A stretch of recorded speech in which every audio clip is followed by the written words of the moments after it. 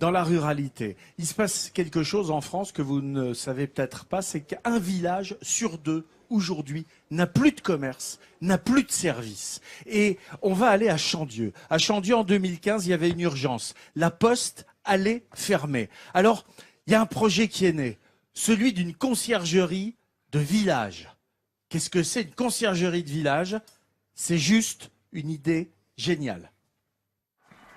8h30 du matin, Pauline va faire son marché.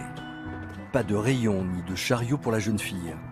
C'est Julien, le maraîcher bio, qui va la servir en direct du champ.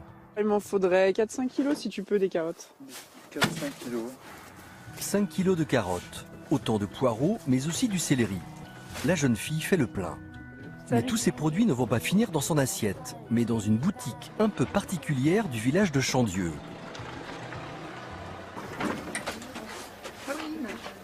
C'est bien passé? Ouais. Et vous allez voir ce que cette boutique a de particulier.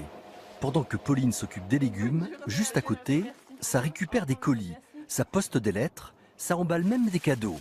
Bienvenue dans la conciergerie de campagne multiservice. Bonjour, merci. Donc on fait à la fois les services de la poste, une épicerie de produits locaux essentiellement et un petit espace snacking, petite restauration. On fait également tout ce qui est pressing, cordonnerie, gaz, retouches. Cette conciergerie solidaire ramène donc de la vie dans ce village de 1800 habitants.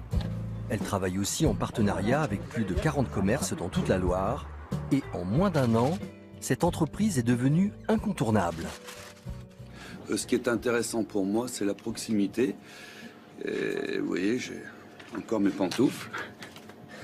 Et en plus, j'ai des produits frais. C'est toujours ouvert, il y a des ouvertures qui sont assez larges. Donc voilà, très intéressant. Cette start-up a non seulement changé la vie des habitants, mais aussi celle de ses créatrices. Elles qui travaillaient avant dans de grandes entreprises ont fait le choix de se reconvertir, avec un seul but, donner désormais du sens à leur travail. Ce qui est très intéressant dans ce projet, c'est le travailler, de se lever tous les matins déjà en se disant on fait quelque chose qui va être positif pour la société. Et ce qui est passionnant, c'est le défi. C'était de se dire on peut ramener de la modernité dans de l'authenticité. En ce qui concerne la modernité, les deux entrepreneuses ont parié sur l'achat en ligne. Donc là, je suis en train de préparer une commande d'un de nos clients qui va passer à la boutique tout à l'heure.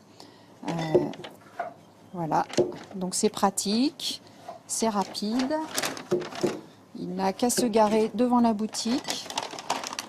Et pas besoin de faire la queue. Il n'aura qu'à ouvrir sa box située devant la conciergerie et protégée par un code unique. Chacun peut venir récupérer sa commande quand bon lui semble. C'est pratique, c'est simple et c'est moderne. Plus qu'une simple conciergerie, les deux femmes ont su innover en créant un véritable service d'utilité publique pour leurs concitoyens. Et c'est exactement ça, c'est d'utilité publique.